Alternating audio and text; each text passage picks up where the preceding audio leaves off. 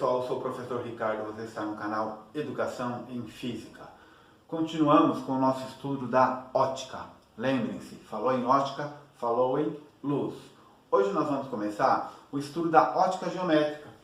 Princípios da ótica geométrica. E o que é a ótica geométrica? A ótica geométrica é o estudo da luz através da sua representação como segmentos de reta, chamados raios de luz. Essa representação, ela é fictícia, imaginária, mas nós usamos representar a luz como raios porque isso facilita o nosso estudo, principalmente quando a gente vai estudar a ótica através da ótica geométrica. Então o próprio nome está falando, na ótica geométrica nós vamos usar muita geometria para fazer esse estudo. Como a gente já viu nas aulas anteriores, representar a luz como um segmento de reta, a gente usa uma reta com uma seta, mais ou menos no meio, e essa seta indica o quê? A origem e o destino desse raio de luz. Então esse raio de luz representado dessa forma me diz que o ponto de origem desse raio de luz está nessa extremidade da seta e o destino está nessa outra extremidade. Essa é a representação então da luz através de um raio de luz. E hoje nós vamos estudar como que esses raios se propagam. Então nós temos três princípios de propagação da luz, segundo a ótica geométrica. Primeiro princípio, propagação retilínea da luz. O que isso quer dizer? A luz se propaga em linha reta. A luz não faz curva, exceto, é claro, quando a gente está estudando fenômenos lá da teoria da relatividade, aí a gente sabe que a luz pode fazer curva. Mas na ótica geométrica, nós vamos considerar que a luz se propaga em linha reta. Vou fazer uma demonstração aqui para vocês. Se eu usar esse raio laser, aqui ó, vocês não vão ver esse raio se propagando. Vocês estão vendo o raio bater ali na lousa, mas a propagação, eu não posso afirmar que a luz está indo em linha reta ou que está fazendo curvas e chega lá através de uma trajetória não retilínea. Então a gente vai fazer um experimento e a gente vai conseguir ver essa propagação da luz em linha reta.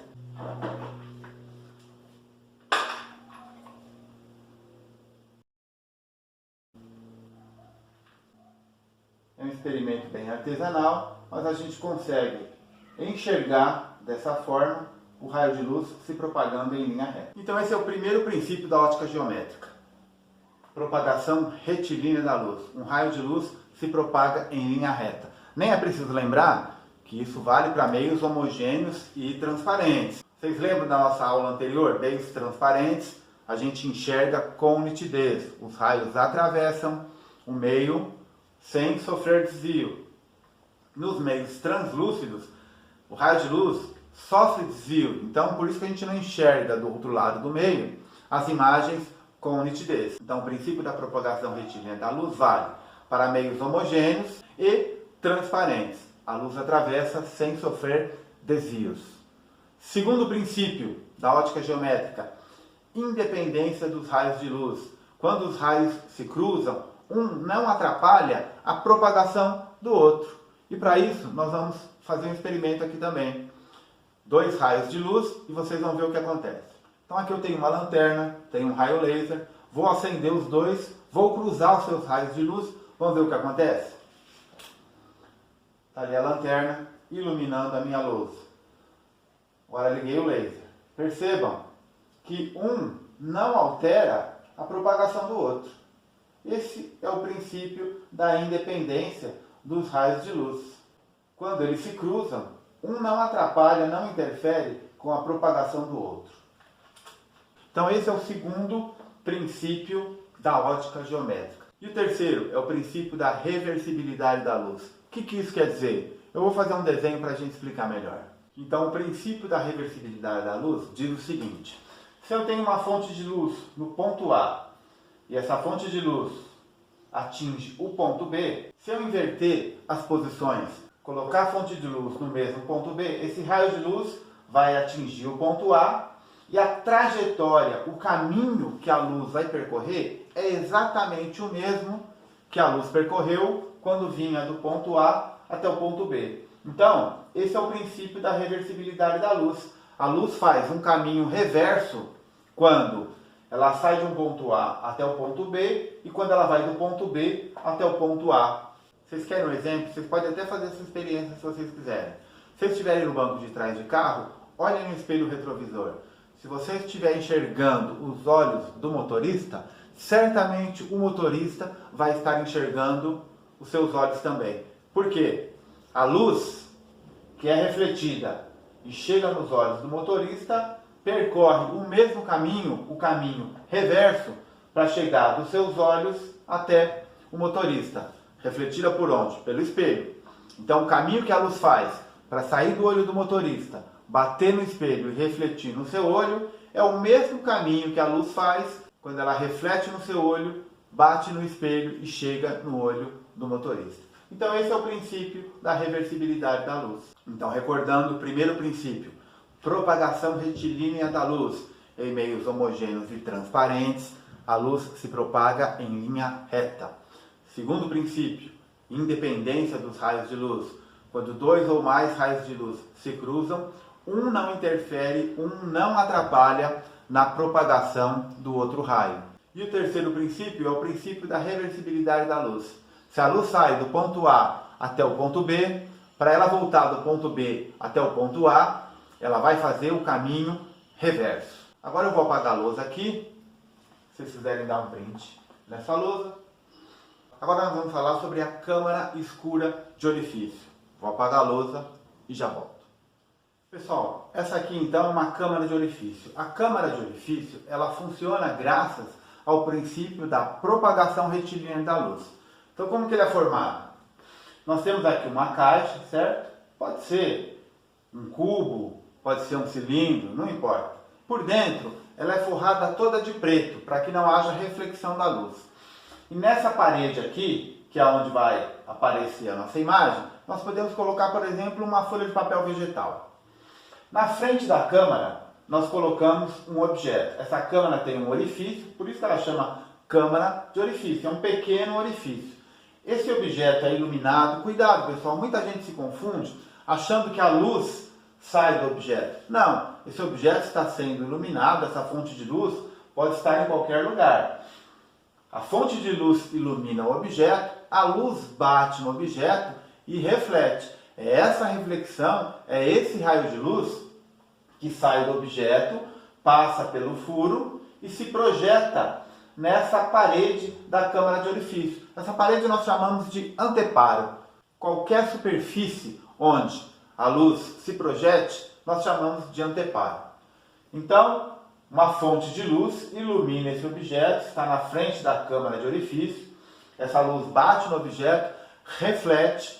Pela propagação retilínea da luz, esse raio de luz passa pelo orifício e vem se projetar aqui. Então nós podemos perceber duas coisas na câmara de orifício. Então o raio de luz que a fonte está emitindo, bate no objeto, é refletido, passa pelo orifício e se reflete aqui. Então essa imagem ela é invertida de ponta cabeça em relação ao objeto.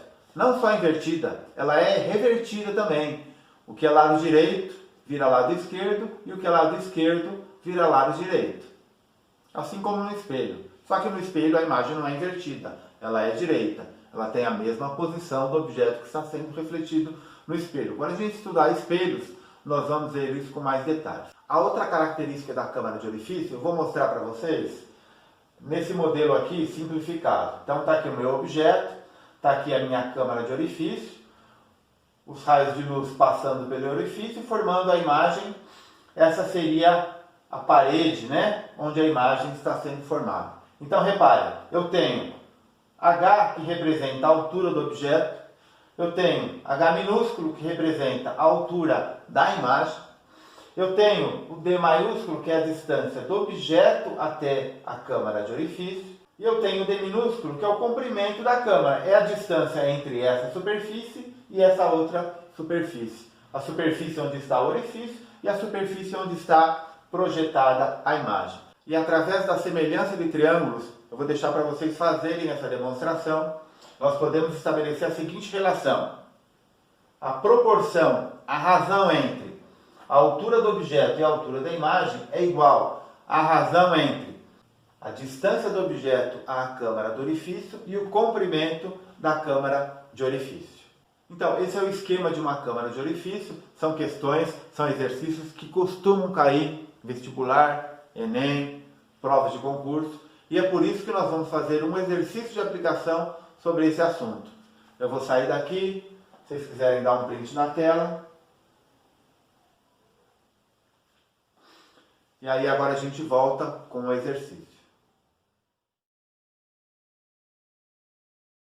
Pessoal, aqui está o esquema do nosso exercício. O enunciado diz o quê? Que o fotógrafo, usando uma câmera escura de orifício, ele quer fotografar uma árvore. Então essa árvore tem 5 metros, a distância da árvore até a câmera são 10 metros, a câmera tem um comprimento de 40 centímetros, ela está posicionada exatamente na metade da altura da árvore, e ele pergunta: qual deve ser o tamanho mínimo do filme que deve ser colocado nessa parede da câmera para poder fotografar a árvore? O que é esse tamanho mínimo do filme? É o tamanho da imagem. O filme tem que ter um tamanho, no mínimo, do mesmo tamanho da imagem. Então, vamos calcular o tamanho da imagem. Vamos usar, então, essa relação. Tamanho do objeto pelo tamanho da imagem, a altura do objeto pela altura da imagem, é igual a distância do objeto até a câmara do orifício, dividido pelo comprimento da câmara de orifício. Quem que é o meu H? É a altura da árvore. O H minúsculo é o tamanho da imagem que eu estou procurando. Quem que é o D? A distância da árvore até a câmara de orifício. E o D minúsculo, o comprimento da câmara. Cuidado, hein? 40 centímetros, 0,4 metros. Isso aqui vai ficar como? 10H igual a 5 vezes 0,4. H igual 5 vezes 0,4, 2 dividido por 10. H, então, 0,2 metros ou 20 centímetros. Então, essa é uma questão típica de câmara de orifício. Nas informações do vídeo eu vou deixar um link com mais exercícios deste assunto. Tente fazer, se não conseguir, volta ao vídeo, assiste de novo. Se ainda assim tiver dúvida, deixe nos seus comentários. Eu sou o professor Ricardo, você está no canal Educação em Física. Aguardo você até o próximo vídeo. Até lá!